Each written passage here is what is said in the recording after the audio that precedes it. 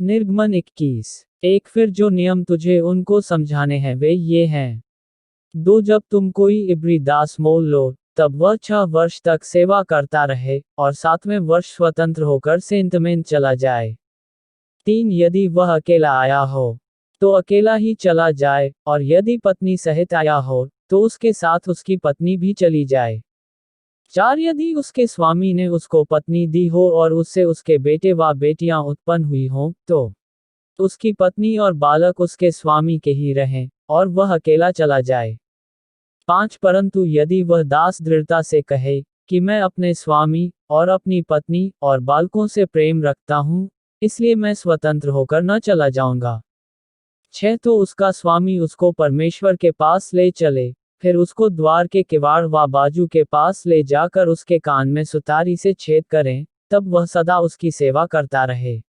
7 यदि कोई अपनी बेटी को दासी होने के लिए बेच डाले, तो वह दासी की नाई बाहर न जाए। 8 यदि उसका स्वामी उसको अपनी पत्नी बनाए, और फिर उससे प्रसन्न न रहे, तो वह उसे दाम से छुड़ाई जाने दे, उसका विश्वासघात करने के बाद उसे ऊपरी लोगों के हाथ बेचने का उसको अधिकार न होगा। 9 और यदि उसने उसे अपने बेटे को ब्याह दिया हो, तो उससे बेटी का सा व्यवहार करे। 10 चाहे वह दूसरी पत्नी कर ले, तो भी वह उसका भोजन, वस्त्र और संगति न घटाए। 11 और यदि वह इन 3 बातों में घटी करे, तो वह स्त्री सेंतमेंत बिना दाम चुकाए ही चली जाए। 12 जो किसी मनुष्य को ऐसा मारे कि वह मर जाए, तो वह भी निश्चय मार डाला जाए। 13 यदि वह उसकी घात में न बैठा हो, और परमेश्वर की इच्छा ही से वह उसके हाथ में पड़ गया हो, तो ऐसे मारने वाले के भागने के निमित्त मैं एक स्थान ठहराऊंगा जहां वह भाग जाए। 14 परंतु यदि कोई ढिठाई से किसी पर चढ़ाई करके उसे छल से घात करे, तो उसको मार डालने के लिए मेरी वेदी के पास से भी अलग ले जाना। 15 जो अपने पिता व माता को मारे पीटे वह निश्चय मार डाला जाए। 16 जो किसी मनुष्य को चुराए, चाहे उसे ले जाकर बेच डाले, चाहे वह उसके पास पाया जाए, तो वह भी निश्चय मार डाला जाए। 17 जो अपने पिता व माता को श्राप दे वह भी निश्चय मार डाला जाए। 18 यदि मनुष्य झगड़ते हों, और एक दूसरे को पत्थर व मुक्के से ऐसा मारे कि वह मरे नहीं परंतु बिछौने पर पड़ा रहे। 19 तो जब वह उठकर लाठी के सहारे से बाहर चलने फिरने लगे, तब वह मारने वाला निर्दोष ठहरे, उस दशा में वह उसके पड़े रहने के समय की हानि तो भर दे, और उसको भला चंगा भी करा दे। 20 यदि कोई अपने दास व दासी को सोंटे से ऐसा मारे कि वह उसके मारने से मर जाए, तब तो उसको निश्चय दंड दिया जाए। 21 परंतु यदि वह 2-1 दिन जीवित रहे, तो उसके स्वामी को दंड न दिया जाए, क्योंकि वह दास उसका धन है। 22 यदि मनुष्य आपस में मारपीट करके किसी गभीरनी स्त्री को ऐसी चोट पहुंचाए कि उसका गर्भ गिर जाए, परंतु और कुछ हानि न हो, तो मारने वाले से उतना दंड लिया जाए जितना उस स्त्री का पति पंच की सम्मति से ठहराए। 23 परंतु यदि उसको और कुछ हानि पहुंचे, तो प्राण की संति प्राण का। 24 और आंख की संति आंख का, और दांत की संति दांत का, और हाथ की संति हाथ का, और पांव की संति पांव का। 25 और दाग की संति दाग का, और घाव की संति घाव का, और मार की संति मार का दंड हो। 26 जब कोई अपने दास व दासी की आंख पर ऐसा मारे कि फूट जाए, तो वह उसकी आंख की संति उसे स्वतंत्र करके जाने दे। 27 और यदि वह अपने दास व दासी को मार के उसका दांत तोड़ डाले, तो वह उसके दांत की संति उसे स्वतंत्र करके जाने दे। 28 यदि बैल किसी पुरुष व स्त्री को ऐसा सींग मारे कि वह मर जाए, तो वह बैल तो निश्चय पत्थरवाह करके मार डाला जाए, और उसका मांस खाया न जाए, परंतु बैल का स्वामी निर्दोष ठहरे। 29 परंतु यदि उस बैल की पहले से सींग मारने की बान पड़ी हो, और उसके स्वामी ने जताए जाने पर भी उसको न बांध रखा हो, और वह किसी पुरुष व स्त्री को मार डाले, तब तो वह बैल पत्थरवाह किया जाए, और उसका स्वामी भी मार डाला जाए। 30 यदि उस पर छुड़ौती ठहराई जाए, तो प्राण छुड़ाने को जो कुछ उसके लिए ठहराया जाए उसे उतना ही देना पड़ेगा।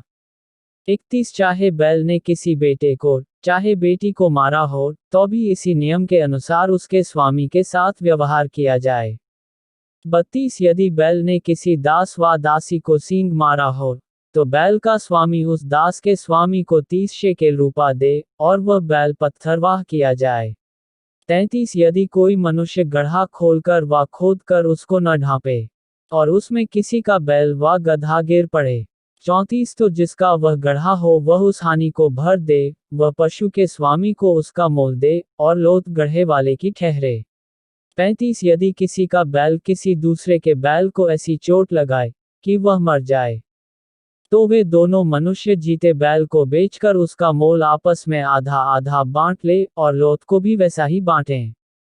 36 यदि यह प्रकट हो कि उस बैल की पहले से सींग मारने की बांध पड़ी थी, पर उसके स्वामी ने उसे बांध नहीं रखा, तो निश्चय यह बैल की संति बैल भर दे, पर लोथ उसी की ठहरे। निर्गमन 22 1 यदि कोई मनुष्य बैल व भेड़ व बकरी चुराकर उसका घात करे व बेच डाले, तो वह बैल की संति 5 बैल और भेड़ बकरी की संति 4 भेड़ बकरी भर दे। 2 यदि चोर सेंध लगाते हुए पकड़ा जाए, और उस पर ऐसी मार पड़े कि वह मर जाए, तो उसके खून का दोष न लगे। 3 यदि सूर्य निकल चुके, तो उसके खून का दोष लगे, अवश्य है कि वह हानि को भर दे। और यदि उसके पास कुछ न हो, तो वह चोरी के कारण बेच दिया जाए। 4 यदि चुराया हुआ बैल व गदहा व भेड़ व बकरी उसके हाथ में जीवित पाई जाए, तो वह उसका दूना भर दे। 5 यदि कोई अपन पशु से किसी का खेत व दाख की बारी चराए, अर्थात अपने पशु को ऐसा छोड़ दे कि वह पराये खेत को चर ले, तो वह अपने खेत की और अपनी दाख की बारी की उत्तम से उत्तम उपज में से उस हानि को भर दे। 6 यदि कोई आग जलाए, और वह कांटों में लग जाए और फूलों के ढेर व अनाज व खड़ा खेत जल जाए, तो जिसने आग जलाई हो वह हानि को निश्चय भर दे। 7 यदि कोई दूसरे को रूपे व सामग्री की धरोहर धरे, और वह उसके घर से चुराई जाए, तो यदि चोर पकड़ा जाए, तो दूना उसी को भर देना पकेगा। 8 और यदि चोर न पकड़ा जाए, तो घर का स्वामी परमेश्वर के पास लाया जाए, कि निश्चय हो जाए कि उसने अपने भाई बंधु की संपत्ति पर हाथ लगाया है व नहीं। 9 चाहे बैल, चाहे गदहे, चाहे भेड़ व बकरी, चाहे वस्त्र, चाहे किसी प्रकार की ऐसी खोई हुई वस्तु के विषय अपराध क्यों न लगाया जाए, जैसे 2 जन अपनी अपनी कहते हों, तो दोनों का मुकदमा परमेश्वर के पास आए, और जिसको परमेश्वर दोषी ठहराए वह दूसरे को दूना भर दे। 10 यदि कोई दूसरे को गधा व बैल व भेड़ बकरी व कोई और पशु रखने के लिए सौंपे, और किसी के बिना देखे वह मर जाए व चोट खाए, वहां दिया जाए। 11 तो उन दोनों के बच्चे यहोवा की शपथ खिलाई जाए कि मैंने इसकी संपत्ति पर हाथ नहीं लगाया, तब संपत्ति का स्वामी इसको सच माने, और दूसरे को उसे कुछ भी भर देना न होगा। 12 यदि वह सचमुच उसके यहाँ से चुराया गया हो, तो वह उसके स्वामी को उसे भर दे। 13 और यदि वह फाड़ डाला गया हो, तो वह फाड़े हुए को प्रमाण के लिए ले आए, तब उसे उसको भी भर देना न पड़ेगा। 14 फिर यदि कोई दूसरे से पशु मांग लाए, और उसके स्वामी के संग न रहते उसको चोट लगे व वह मर जाए, तो वह निश्चय उसकी हानि भर दे। 15 यदि उसका स्वामी संग हो, तो दूसरे को उसकी हानि भरना न पड़े, और यदि वह भाड़े का हो तो उसकी हानि उसके भाड़े में आ गई। 16 यदि कोई पुरुष किसी कन्या को सके ब्याह की बात न लगी हो फुसलाकर उसके संग को कर्म करे, तो वह निश्चय उसका मोल देके उसे ब्याह ले। 17 परंतु यदि उसका पिता उसे देने को बिल्कुल इनकार करे, तो कुकर्म करने वाला कन्याओं के मोल की रीति के अनुसार रुपए तौल दे। 18 तू डाइन को जीवित रहने न देना। 19 जो कोई पशुगमन करे वह निश्चय मार डाला जाए। 20 जो कोई यहोवा को छोड़ किसी और देवता के लिए बलि करे वह सत्यानाश किया जाए। 21 और परदेशी को न सताना और न उस पर अंधेर करना, क्योंकि मिस्र देश में तुम भी परदेशी थे। 22 किसी विधवा व अनाथ बालक को दुख न देना। 23 यदि तुम ऐसों को किसी प्रकार का दुख दो, और वे कुछ भी मेरी दुहाई दें, तो मैं निश्चय उनकी दुहाई सुनूंगा। 24 तब मेरा क्रोध भड़केगा, और मैं तुमको तलवार से मरवाऊंगा, और तुम्हारी पत्नियां विधवा और तुम्हारे बालक अनाथ हो जाएंगे। 25 यदि तू मेरी प्रजा में से किसी दीन को जो तेरे पास रहता हो रुपए का ऋण दे, तो उससे महाजन की नाई ब्याज न लेना। 26 यदि तू कभी अपने भाई बंधु के वस्त्र को बंधक करके रख भी ले, तो सूर्य के अस्त होने तक उसको लौटा देना। 27 क्योंकि वह उसका एक ही ओढ़ना है, उसकी देह का वही अकेला वस्त्र होगा, फिर वह किसे ओढ़ कर सोएगा। तो भी जब वह मेरी दुहाई देगा तब मैं उसकी सुनूंगा, क्योंकि मैं तो करुणा में हूँ। 28 परमेश्वर को श्राप न देना, और न अपने लोगों के प्रधान को श्राप देना। 29 अपने खेतों की उपज और फलों के रस में से कुछ मुझे देने में विलंब न करना। अपने बेटों में से पहिलौए को मुझे देना। 30 वैसे ही अपनी गायों और भेड़ बकरियों के पहिलौए भी देना। 7 दिन तक तो बच्चा अपनी माता के संग रहे, और 8वें दिन तू उसे मुझे दे देना। 31 और तुम मेरे लिए पवित्र मनुष्य बनना, इस कारण जो पशु मैदान में फाड़ा हुआ पड़ा मिले उसका मांस न खाना, उसको कुत्तों के आगे फेंक देना। निर्गमन 23 एक झूठी बात न फैलाना, अन्यायी साक्षी होकर दुष्ट का साथ न देना। 2 बुराई करने के लिए न तो बहुतों के पीछे हो लेना, और न उनके पीछे फिर के मुकदमे में न्याय बिगाड़ने को साक्षी देना। 3 और कंगाल के मुकदमे में उसका भी पक्ष न करना। 4 यदि तेरे शत्रु का बैल व गधा भटकता हुआ तुझे मिले, तो उसे उसके पास अवश्य फेर ले आना। 5 फिर यदि तू अपने बैरी के गधे को बोझ के मारे दबा हुआ देखे, तो चाहे उसको उसके स्वामी के लिए छुड़ाने के लिए तेरा मन न चाहे, तो भी अवश्य स्वामी का साथ देकर उसे छुड़ा लेना। 6 तेरे लोगों में से जो दरिद्र हों उसके मुकदमे में न्याय न बिगाड़ना। 7 झूठे मुकदमे से दूर रहना, और निर्दोष और धर्मी को घात न करना, क्योंकि मैं दुष्ट को निर्दोष न ठहराऊंगा। 8 घूस न लेना, क्योंकि घूस देखने वालों को भी अंधा कर देता, और धर्मियों की बातें पलट देता है। 9 परदेशी पर अंधेर न करना, तुम तो परदेशी के मन की बातें जानते हो, क्योंकि तुम भी मिस्र देश में परदेशी थे। 10 6 वर्ष तो अपनी भूमि में बोना और उसकी उपज इकट्ठी करना। 11 परंतु 7वें वर्ष में उसको पड़ती रहने देना और वैसा ही छोड़ देना, तो तेरे भाई बंधुओं में के दरिद्र लोग उससे खाने पाएं, और जो कुछ उनसे भी बचे वह बनेले पशुओं के खाने के काम में आए। और अपनी दाख और जलपाई की बारियों को भी ऐसे ही करना। 12 6 दिन तक तो अपना काम काज करना, और 7वें दिन विश्राम करना, कि तेरे बैल और गदहे सुस्ताएं, और तेरी दासियों के बेटे और परदेशी भी अपना जी ठंडा कर सकें। 13 और जो कुछ मैंने तुमसे कहा है उसमें सावधान रहना, और दूसरे देवताओं के नाम की चर्चा न करना, वरन वे तुम्हारे मुंह से सुनाई भी न दें। 14 प्रति वर्ष 3 बार मेरे लिए पर्व मानना। 15 अख़मीरी रोटी का पर्व मानना, उसमें मेरी आज्ञा के अनुसार अबीब महीने के नियत समय पर 7 दिन तक अख़मीरी रोटी खाया करना, क्योंकि उसी महीने में तुम मिस्र से निकल आए, और मुझको कोई छूछे हाथ अपना मुंह न दिखाए। 16 और जब तेरी बोई हुई खेती की पहली उपज तैयार हो, तब कटनी का पर्व मानना। और वर्ष के अंत में जब तू परिश्रम के फल बटोर के ढेर लगाए, तब बटोरन का पर्व मानना। 17 प्रति वर्ष 3 बार तेरे सब पुरुष प्रभु यहोवा को अपना मुंह दिखाएं। 18 मेरे बलिपशु का लोहू खमीरी रोटी के संग न चढ़ाना, और न मेरे पर्व के उत्तम बलिदान में से कुछ बिहान तक रहने देना। 19 अपनी भूमि की पहली उपज का पहला भाग अपने परमेश्वर यहोवा के भवन में ले आना। बकरी का बच्चा उसकी माता के दूध में न पकाना।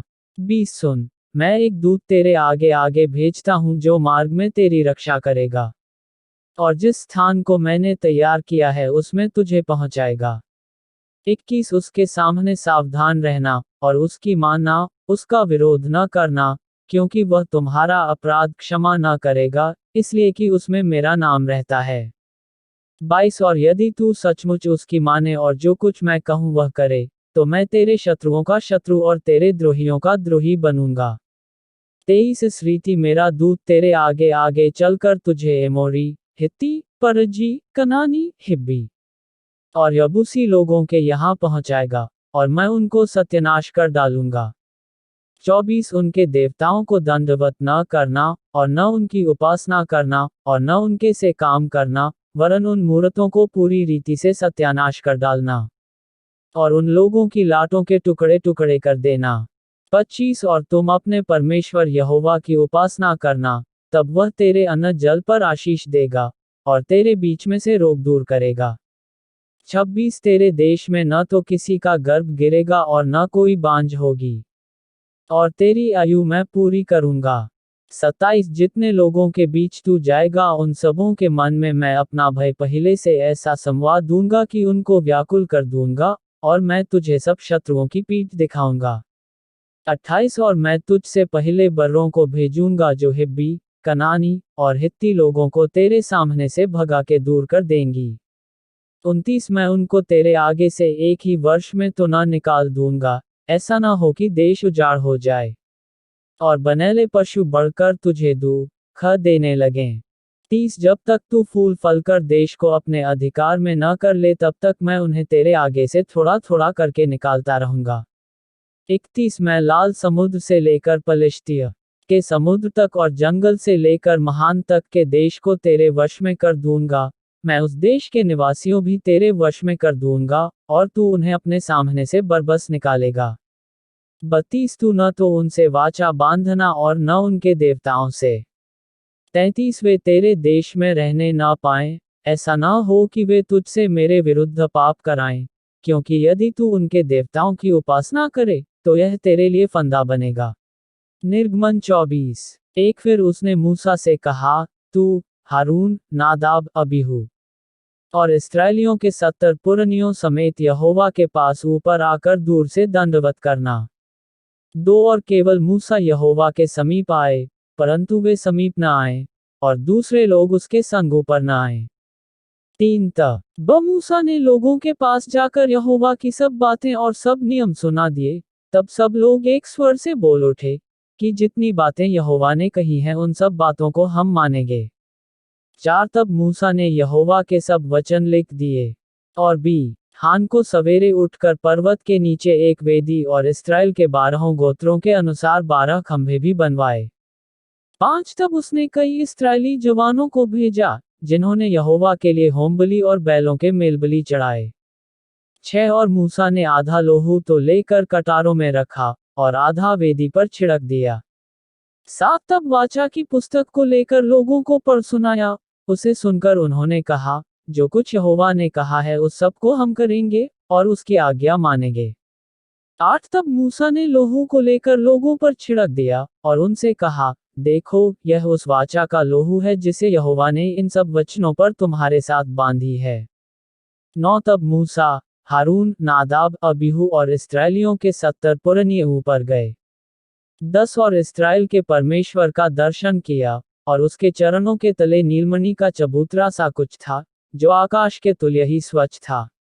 11 और उसने इस्राएलियों के प्रधानों पर हाथ न बढ़ाया, तब उन्होंने परमेश्वर का दर्शन किया और खाया पिया। 12 तब यहोवा ने मूसा से कहा, पहाड़ पर मेरे पास चढ़ और वहां रह, और मैं तुझे पत्थर की पटियाएं और अपनी लिखी हुई व्यवस्था और आज्ञा दूंगा कि तू उनको सिखाए। 13 तब मूसा यहोशू नाम अपने टहलुए समेत परमेश्वर के पर्वत पर चढ़ गया। 14 की जब तक हम तुम्हारे पास फिर न आए तब तक तुम यहीं हमारी बाट जोहते रहो, और सुनो, हारून और हूर तुम्हारे संग हैं, तो यदि किसी का मुकद्दमा हो तो उन्हीं के पास जाए। 15 तब मूसा पर्वत पर चढ़ गया और बादल ने पर्वत को छा लिया। 16 तब यहोवा के तेज ने सीनै पर्वत पर निवास किया, और वह बादल उस पर 6 दिन तक छाया रहा, और 7वें दिन उसने मूसा को बादल के बीच में से पुकारा। 17 और इस्राएलियों की दृष्टि में यहोवा का तेज पर्वत की चोटी पर प्रचंड आग सा देख पड़ता था। 18 तब मूसा बादल के बीच में प्रवेश करके पर्वत पर चढ़ गया, और मूसा पर्वत पर 40 दिन और 40 रात रहा। निर्गमन 25 एक यहोवा ने मूसा से कहा, 2 इस्राएलियों से यह कहना कि मेरे लिए भेंट लाएं, जितने अपनी इच्छा से देना चाहें उन्हीं सबों से मेरी भेंट लेना। 3 और जिन वस्तुओं की भेंट उनसे लेनी है वे ये हैं, अर्थात सोना, चांदी, पीतल, 4 नीले, बैंगनी और लाल रंग का कपड़ा, सूक्ष्म सनी का कपड़ा, बकरी का बाल, 5 लाल रंग से रंगी हुई मेढ़ों की खालें, सुइसों की खालें, बबूल की लकड़ी। 6 उजियाले के लिए तेल, अभिषेक के तेल के लिए और सुगंधित धूप के लिए सुगंध द्रव्य। 7 एपोद और चपरास के लिए सुलेमानी पत्थर, और जड़ने के लिए मणि। 8 और वे मेरे लिए एक पवित्र स्थान बनाए, कि मैं उनके बीच निवास करूं। 9 जो कुछ मैं तुझे दिखाता हूं, अर्थात निवास स्थान और उसके सब सामान का नमूना, उसी के अनुसार तुम लोग उसे बनाना। 10 बबूल की लकड़ी का एक संदूक बनाया जाए, उसकी लंबाई 2.5 हाथ, और चौड़ाई और ऊंचाई 1.5 हाथ की हो। 11 और उसको चोखे सोने से भीतर और बाहर मढ़वाना, और संदूक के ऊपर चारों ओर सोने की बाड़ बनवाना। 12 और सोने के 4 कड़े ढलवा कर उसके चारों पायों पर, एक अलंग 2 कड़े और दूसरी अलंग भी 2 कड़े लगवाना। 13 फिर बबूल की लकड़ी के डंडे बनवाना, और उन्हें भी सोने से मढ़वाना। 14 और डंडों को संदूक की दोनों अलंगों के कड़ों में डालना, जिससे उनके बल संदूक उठाया जाए। 15 वे डंडे संदूक के कड़ों में लगे रहें, और उससे अलग न किए जाएं। 16 और जो साक्षी पत्र मैं तुझे दूंगा उसे उसी संदूक में रखना।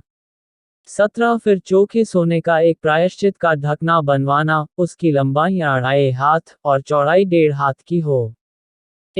8 और सोना ढालकर 2 करूब बनवाकर प्रायश्चित के ढकने के दोनों सिरों पर लगवाना।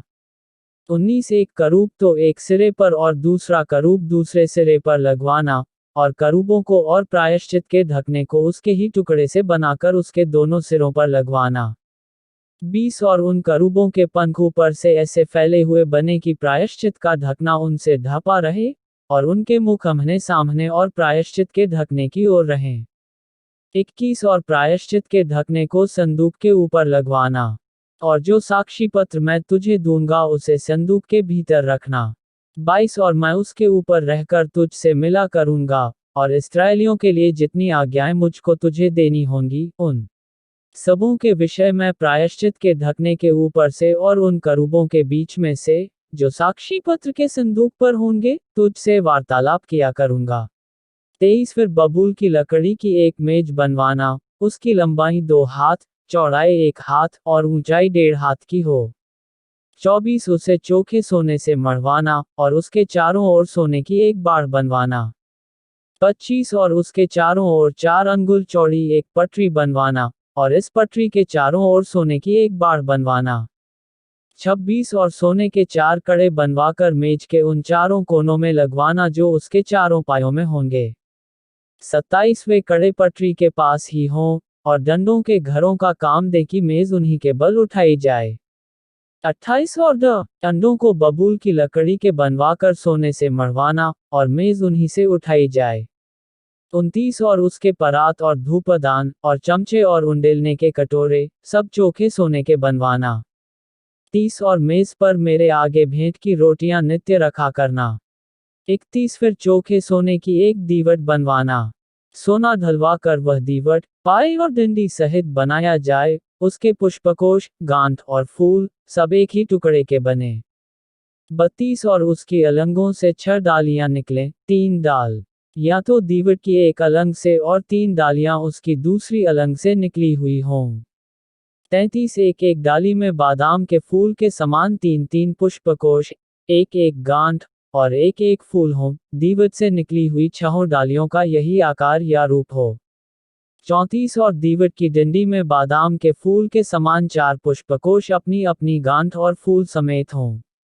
35 और दीवट से निकली हुई 6 डालियों में से 2-2 डालियों के नीचे एक एक गांठ हो, वे दीवट समेत एक ही टुकड़े के बने हुए हों।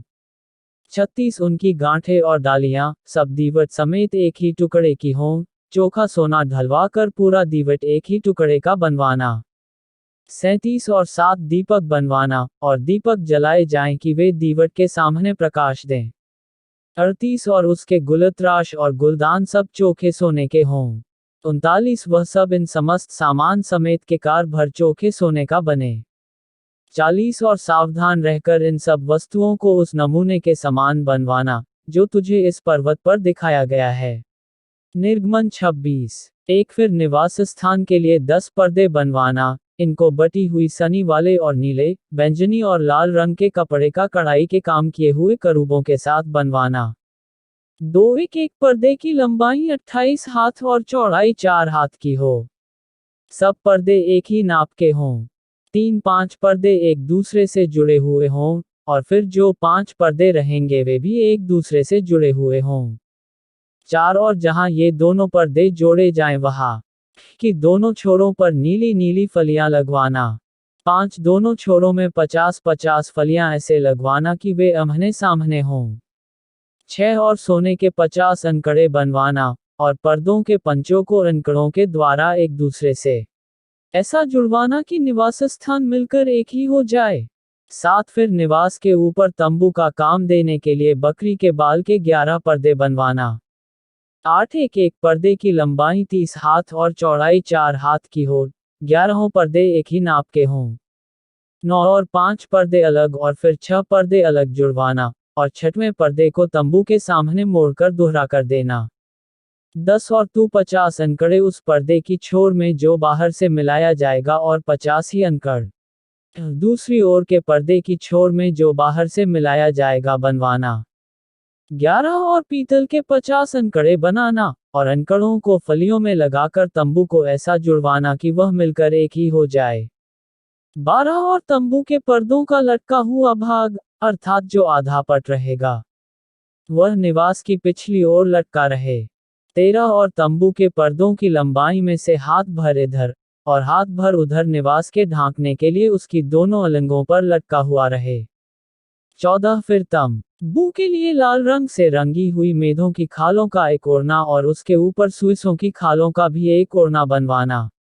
15 फिर निवास को खड़ा करने के लिए बबूल की लकड़ी के तख्ते बनवाना।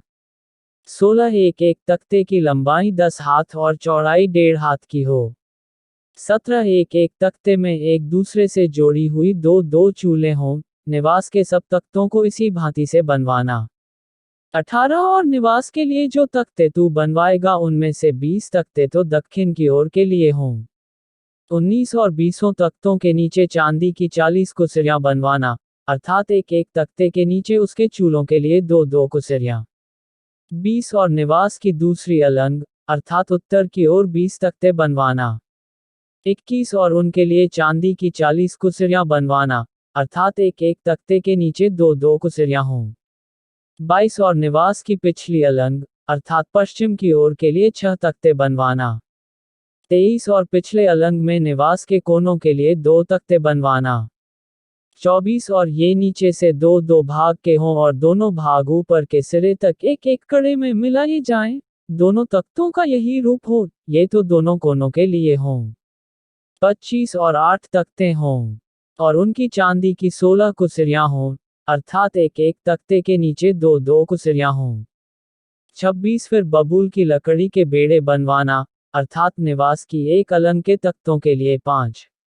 27 और निवास की दूसरी अलंग के तख्तों के लिए 5 बैंडे, और निवास की जो अलंग पश्चिम की ओर पिछले भाग में होगी, उसके लिए 5 बेड़े बनवाना। 28 और बीच वाला बेड़ा जो तख्तों के मध्य में होगा वह तंबू के एक सिरे से दूसरे सिरे तक पहुंचे। 29 फिर तख्तों को सोने से मढ़वाना, और उनके कड़े जो बेड़ों के घरों का काम देंगे उन्हें भी सोने के बनवाना, और बेड़ों को भी सोने से मढ़वाना। 30 और निवास को इस रीति खड़ा करना जैसा इस पर्वत पर तुझे दिखाया गया है। 31 फिर नीले, बैजनी और लाल रंग के और बटी हुई सूक्ष्म सनी वाले कपड़े का एक बीच वाला पर्दा बनवाना, वह कढ़ाई के काम किए हुए करूबों के साथ बने। 32 और उसको सोने से मढ़े हुए बबूल के 4 खंभों पर लटकाना। इनकी अंकैयां सोने की हों, और ये चांदी की 4 कुसरियों पर खड़ी रहें। 33 और बीच वाले पर्दे को अंकैयों के नीचे लटकाकर, उसकी आड़ में साक्षी पत्र का संदूक भीतर लिवा ले जाना, सो वह भी चवाला पर्दा तुम्हारे लिए पवित्र स्थान को परम पवित्र स्थान से अलग किए रहे। 34 फिर परम पवित्र स्थान में साक्षी पत्र के संदूक के ऊपर प्रायश्चित के ढकने को रखना। 35 और उस पर्दे के बाहर निवास की उत्तर अलंग मेज रखना, और उसकी दक्षिण अलंग मेज के सामने दीवट को रखना। 36 फिर तंबू के द्वार के लिए नीले, बैंगनी और लाल रंग के और बटी हुई सूक्ष्म सनी वाले कपड़े का कढ़ाई का काम किया हुआ एक पर्दा बनवाना।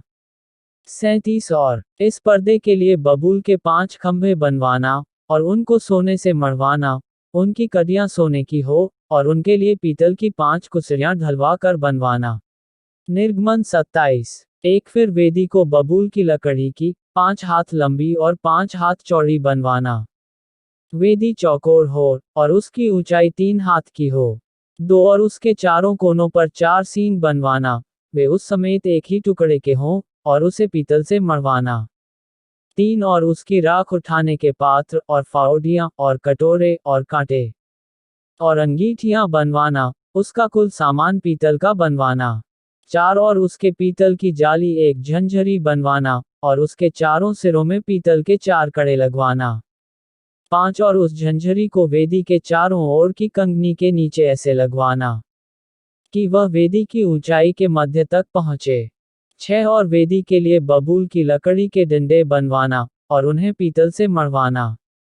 7 और डंडे कड़ों में डाले जाएं कि जब जब वेदी उठाई जाए तब वे उसकी दोनों अलंगों पर रहें।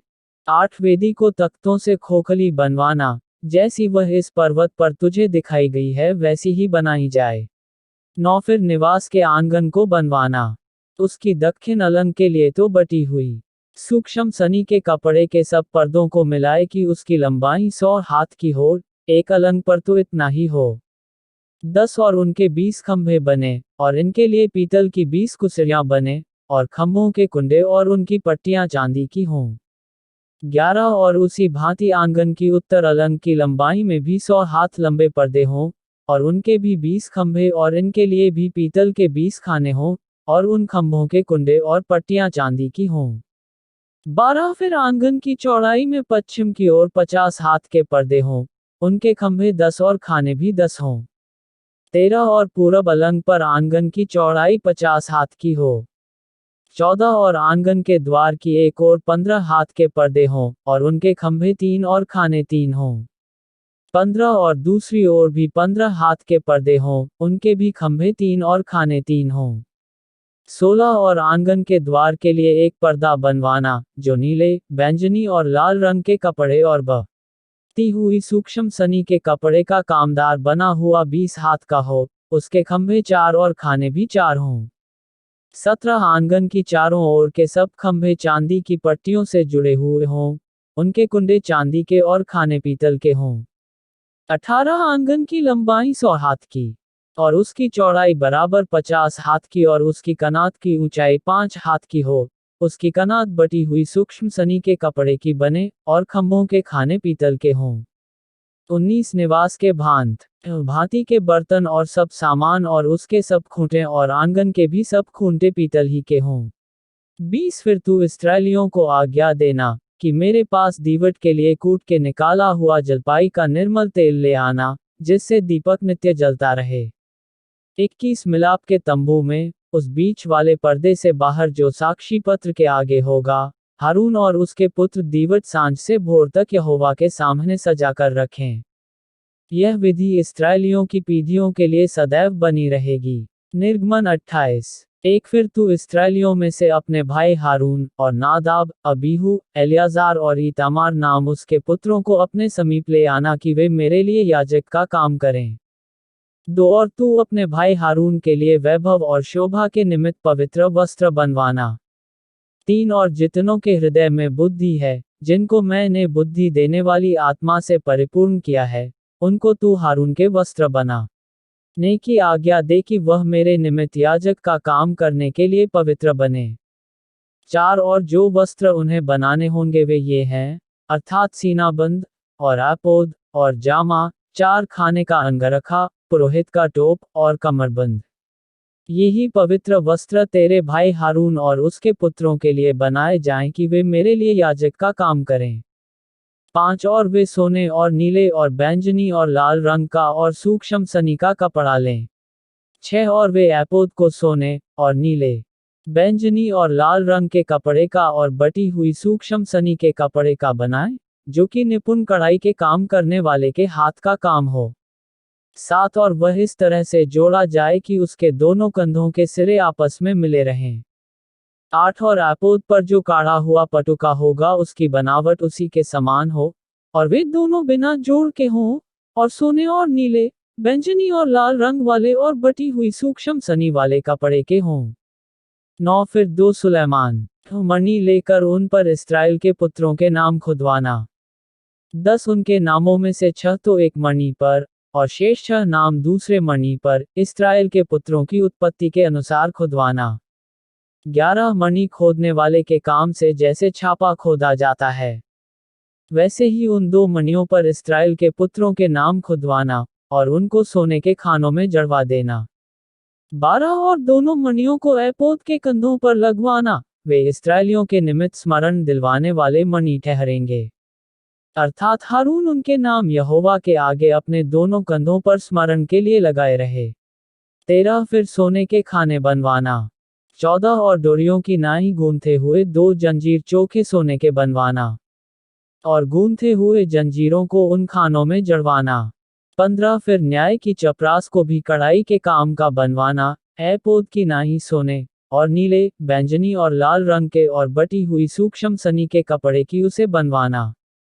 16 वह चौकोर और दोहरी हो, और उसकी लंबाई और चौड़ाई एक एक बित्ते की हो।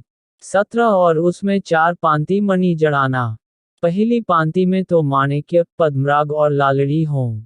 18 दूसरी पांति में मरकत, नीलमणि और हीरा। 19 तीसरी पांति में लशम, सूर्यकांत और नीलम। 20 और चौथी पांति में फिरोजा, सुलेमानी मणि और यशब हों, ये सब सोने के खानों में जड़े जाएं। 21 और इस्राएल के पुत्रों के जितने नाम हैं उतने मणि हों, अर्थात उनके नामों की गिनती के अनुसार 12 नाम खुदें। 12 गोत्रों में से एक एक का नाम एक एक मणि पर ऐसे खुदे जैसे छापा खोदा जाता है। 22 फिर चपरास पर डोरियों की नाई, गूंथे हुए चोखे सोने की जंजीर लगवाना। 23 और चपरास में सोने की 2 कड़ियां लगवाना, और दोनों कड़ियों को चपरास के दोनों सिरों पर लगवाना।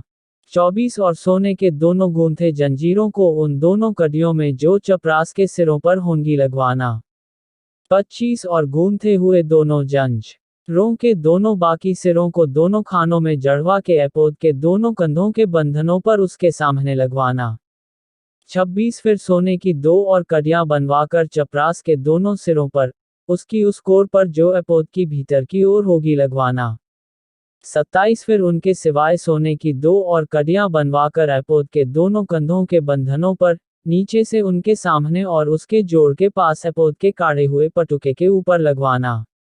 28 और चपरास अपनी कड़ियों के द्वारा एपोद की कड़ियों में नीले फीते से बांधी जाए, इस रीति वह एपोद के काढ़े हुए पटुके पर बनी रहे, और चपरास एपोद पर से अलग न होने पाए।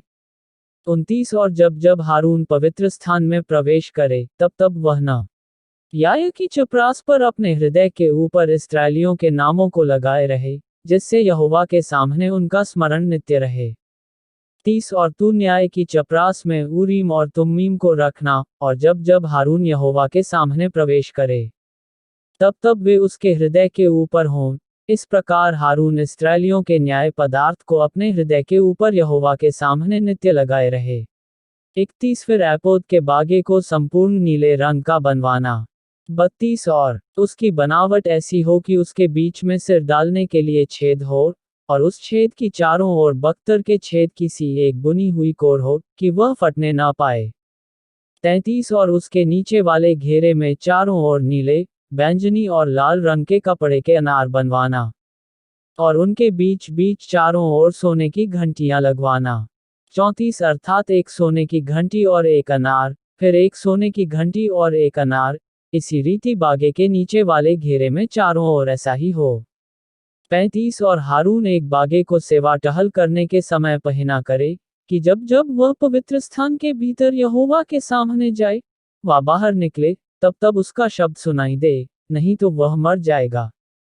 36 फिर चोखे सोने का एक टीका बनवाना, और जैसे छापे में वैसे ही उसमें ये अक्षर खोदे जाएं, अर्थात यहोवा के लिए पवित्र। 37 और उसे नीले फीते से बांधना, और वह पगड़ी के सामने के हिस्से पर रहे। 38 और हारून के माथे पर रहे, इसलिए कि इस्राएली जो कुछ पवित्र ठहराएं।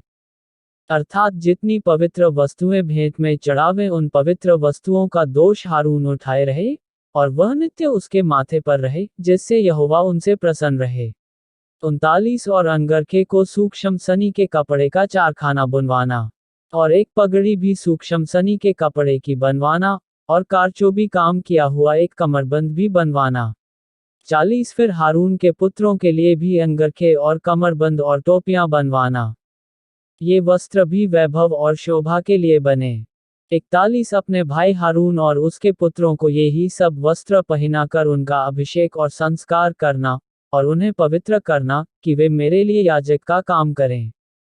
42 और उनक लिए सनी के कपड़े की जांघिया बनवाना जिनसे उनका तन ढपा रहे, वे कमर से जांघ तक की हों। 43 और जब जब हारून व उसके पुत्र मिलाप वाले तंबू में प्रवेश करें, व पवित्र स्थान में सेवा टहल करने को वेदी के प स जाएं, तब तब वे उन जांघियों को पहने रहें, न हो कि वे पापी ठहरें और मर जाएं। यह हारून के लिए और उसके बाद उसके वंश के लिए भी सदा की विधि ठहरें। निर्गमन 29 1 और उन्हें पवित्र करने को जो काम तुझे उनसे करना है, कि वे मेरे लिए याजक का काम करें, वह यह है: 1 निर्दोष बछड़ा और 2 निर्दोष मेढ़े लेना, 2 और अख़मीरी रोटी, और तेल से सने हुए मैदे के अख़मीरी फुलके, और तेल से चुपड़ी हुई अख़मीरी पपैयां भी लेना। ये सब गेहूं के मैदे के बनवाना। 3 इनको एक टोकरी में रखकर उस टोकरी को उस बछड़े और उन दोनों मेढ़ों समेत समीप ले आना। 4 फिर हारून और उसके पुत्रों को मिलाप वाले तंबू के द्वार के समीप ले आकर जल से नहलाना।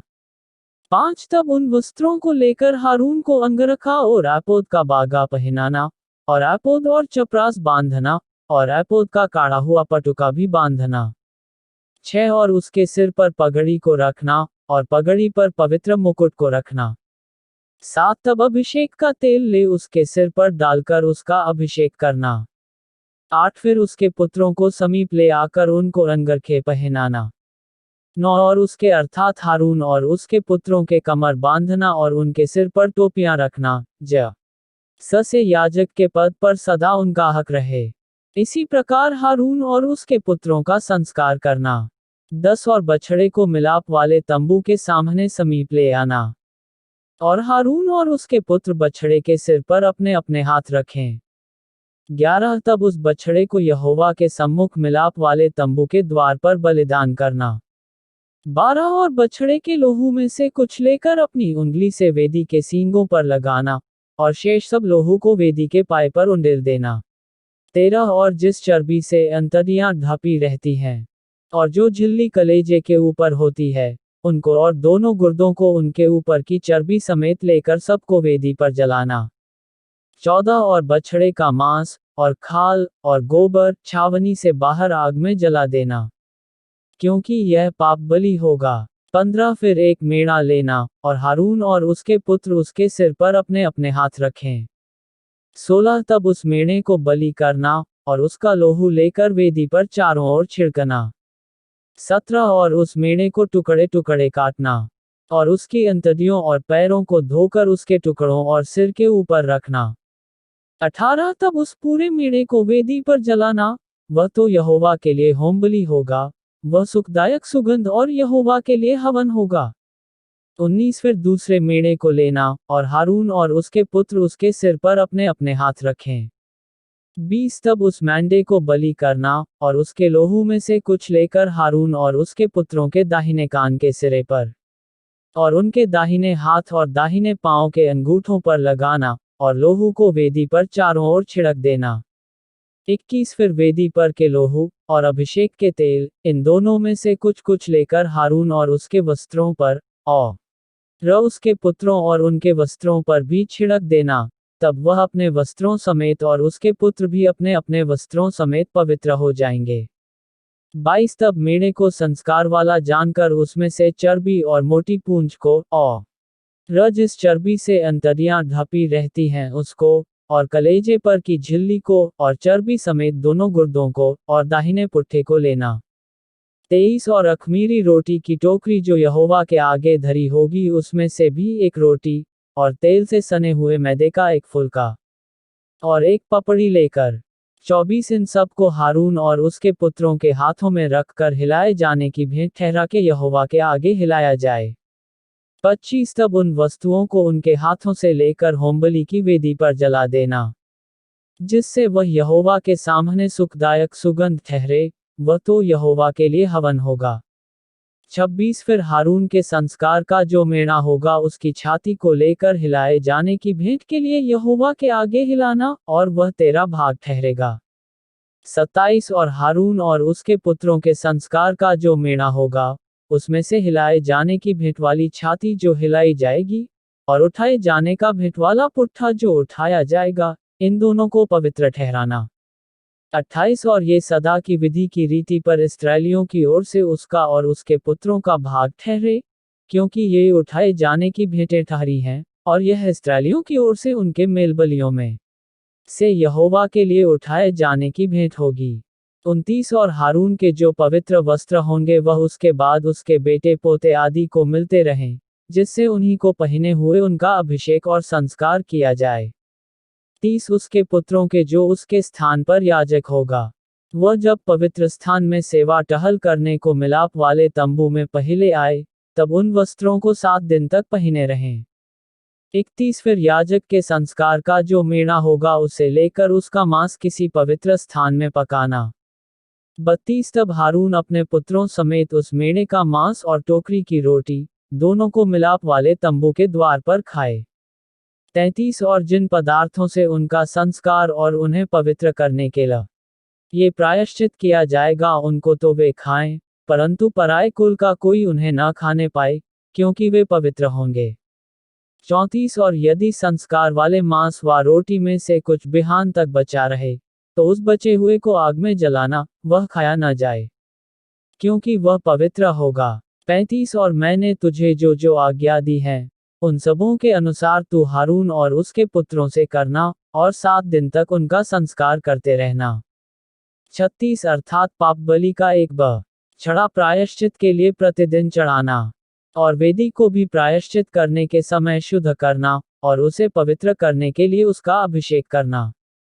37 7 दिन तक वेदी के लिए प्रायश्चित करके उसे पवित्र करना, और वेदी परम पवित्र ठहरेगी, और जो कुछ उससे छू जाएगा वह भी पवित्र हो जाएगा। 38 जो तुझे वेदी पर नित्य चढ़ाना होगा वह यह है, अर्थात प्रतिदिन एक एक वर्ष के 2 भेड़ी के बच्चे। 39 एक भेड़ के बच्चे को तो भोर के समय, और दूसरे भेड़ के बच्चे को गोधूली के समय चढ़ाना। 40 और एक भेड़ के बच्चे के संग हीन की चौथाई कूट के निकाले हुए तेल से सना हुआ एपा का 10वां भाग मैदा, और अर्घ के लिए ही की चौथाई दाखमधु देना। 41 और दूसरे भेड़ के बच्चे को गोधूली के समय चढ़ाना, और उसके साथ भोर की रीति अनुसार अन्नबलि और अर्घ दोनों देना, जिससे वह सुखदायक सुगंध और यहोवा के लिए हवन ठहरे। 42 तुम्हारी पीढ़ी पीढ़ी में यहोवा के आगे लाप वाले तंबू के द्वार पर नित्य ऐसा ही होमबलि हुआ करे, यह वह स्थान है जिसमें मैं तुम लोगों से इसलिए मिला करूंगा, कि तुझसे बातें करूं। 43 और मैं इस्राएलियों से वहीं मिला करूंगा, और वह तंबू मेरे तेज से पवित्र किया जाएगा। 44 और मैं मिलाप वाले तंबू और वेदी को पवित्र करूंगा, और हारून और उसके पुत्रों को भी पवित्र करूंगा, कि वे मेरे लिए याजक का काम करें। 45 और मैं इस्राएलियों के मध्य निवास करूंगा, और उनका परमेश्वर ठहरूंगा। 46 तब वे जान लेंगे कि मैं यहोवा उनका परमेश्वर हूँ, जो उनको मिस्र देश से इसलिए निकाल ले आया, कि उनके मध्य निवास करूं, मैं ही उनका परमेश्वर यहोवा हूँ। निर्गमन 30 एक फिर धूप जलाने के लिए बबूल की लकड़ी की वेदी बनाना। 2 उसकी लंबाई 1 हाथ और चौड़ाई 1 हाथ की हो, वह चौकोर हो, और उसकी ऊंचाई 2 हाथ की हो, और उसके सींग उसी टुकड़े से बनाए जाएं। 3 और वेदी के ऊपर वाले पल्ले और चारों ओर की अलंगों और सींगों को चोखे सोने से मढ़ना, और इसकी चारों ओर सोने की एक बाड़ बनाना। 4 और इसकी बाड़ के नीचे इसके दानों पल्ले पर सोने के 2-2 कड़े बनाकर इसके दोनों ओर लगाना, वे इसके उठाने के डंडों के खानों का काम देंगे। 5 और डंडों को बबूल की लकड़ी के बनाकर उनको सोने से मढ़ना। 6 और तू उसको उस पर्दे के आगे रखना जो साक्षी पत्र के संदूक के सामने है, अर्थात प्रायश्चित वाले ढकने के आगे जो साक्षी पत्र के ऊपर है। वही मैं तुझसे मिला करूंगा। 7 और उसी वेदी पर हारून सुगंधित धूप जलाया करे, प्रतिदिन भोर को जब वह दीपक को ठीक करे तब वह धूप को जलाए। 8 तब गोधूली के समय जब हारून दीपकों को जलाए तब धूप जलाया करे। यह धूप यहोवा के सामने तुम्हारी पीढ़ी पीढ़ी में नित्य जलाया जाए। 9 और उस वेदी पर तुम और प्रकार का धूप न जलाना, और न उस पर होमबलि और न बलि चढ़ाना, और न इस पर अर्घ देना।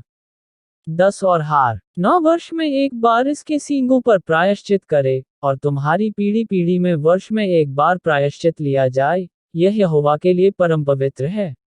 11 और तब यहोवा ने मूसा से कहा, 12 जब तू इस्राएलियों की गिनती लेने लगे, तब वे गिनने के समय जिनकी गिनती हुई हो अपने अपने प्राणों के लिए यहोवा को प्रायश्चित दे, जिससे जब तू उनकी गिनती कर रहा हो उस समय कोई विपत्ति उन पर न आ पड़े।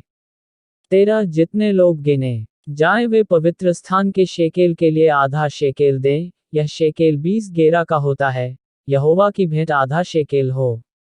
14-20 वर्ष के व उससे अधिक अवस्था के जितने गिने जाएं उनमें से एक एक जन यहोवा की भेंट दे। 15 जब तुम्हारे प्राणों के प्रायश्चित के निमित्त यहोवा की भेंट दी जाए, तब न तो धनी लोग आधे शेकेल से अधिक दें, और न कंगाल लोग उससे कम दें। 16 और तू इस्राएलियों से प्रायश्चित का रूपा लेकर मिलाप वाले तंबू के काम में लगाना, जिससे वह यहोवा के सम्मुख इस्राएलियों के स्मरणार्थ चिन्ह ठहरे, और उनके प्राणों का प्रायश्चित भी हो। 17 और यहोवा ने मूसा से कहा, 18 धोने के लिए पीतल की एक हौदी और उसक पाया पीतल का बनाना, और उसे मिलाप वाले तंबू और वेदी के बीच में रखकर उसमें जल भर देना। 19 और उसमें हारून और उसके पुत्र अपने अपने हाथ पांव धोया करें। 20 जब जब वे मिलाप वाले तंबू में प्रवेश करें तब तब वे हाथ पांव जल से धोएं, नहीं तो मर जाएंगे। और जब जब वे वेदी के पास सेवा टहल करने, अर्थात यहोवा के लिए हव्य जलाने को आए तब तब वे हाथ पांव धोएं, न हो कि मर जाएं। 21 यह हारून और उसके पीढ़ी पीढ़ी के वंश के लिए सदा की विधि ठहरे। 22 फिर यहोवा ने मूसा से कहा, 23 तू मुख्य मुख्य सुगंध द्रव्य, अर्थात पवित्र स्थान के शेकेल के अनुसार 500 शेकेल अपने आप निकला हुआ गंधरस, और उसका आधा, अर्थात 250 शेकेल सुगंधित अगर। 24 और 500 शेकेल तज, और एक हीन जलपाई का तेल लेकर। 25 उनसे अभिषेक का पवित्र तेल, अर्थात गंधी की रीति से तैयार किया हुआ सुगंधित तेल बनवाना, यह अभिषेक का पवित्र तेल ठहरे। 26 और उससे मिलाप वाले तंबू का, और साक्षी पत्र के संदूक का। 27 और सारे सामान समेत मेज का, और सामान समेत दीवट का, और धूपवेदी का। 28 और सारे सामान समेत होमवेदी का, और पाए समेत हौदी का अभिषेक करना। 29 और उनको पवित्र करना, जिससे वे परम पवित्र ठहरें, और जो कुछ उनसे छू जाएगा वह पवित्र हो जाएगा। 30 फिर हारून का उसके पुत्रों के साथ अभिषेक करना, और इस प्रकार उन्हें मेरे लिए याजक का काम करने के लिए पवित्र करना। 31 और इस्राएलियों को मेरी यह आज्ञा सुनाना, कि वह तेल तुम्हारी पीढ़ी पीढ़ी में मेरे लिए पवित्र अभिषेक का तेल होगा। 32 वह किसी मनुष्य की देह पर न डाला जाए, और मिलावट में उसके समान और कुछ न बनाना, वह तो पवित्र होगा, वह तुम्हारे लिए पवित्र होगा। 33 जो कोई उसके समान कुछ बनाए, व जो कोई उसमें से कुछ पराए कुल वाले पर लगाए, वह अपने लोगों में से नाश किया जाए। 34 फिर यहोवा ने मूसा से कहा, बोल, नखी और कुंदरू, ये सुगंध द्रव्य निर्मल लोबान समेत ले लेना, ये सब एक तौल के हों। 35 और इनका धूप अर्थात लोन मिलाकर गंधी की रीति के अनुसार चोखा और पवित्र सुगंध द्रव्य बनवाना। 36 फिर उसमें से कुछ पीस कर बुकनी कर डालना, तब उसमें से कुछ मिलाप वाले तंबू में साक्षी पत्र के आगे, जहां पर मैं तुझसे मिला करूंगा वहां रखना, वह तुम्हारे लिए परम पवित्र होगा। 37 और जो धूप तू बनवाएगा, मिलावट में उसके समान तुम लोग अपने लिए और कुछ न बनवाना, वह तुम्हारे आगे यहोवा के लिए पवित्र होगा। 38 जो कोई सूंघने के लिए उसके समान कुछ बनाए वह अपने लोगों में से नाश किया जाए।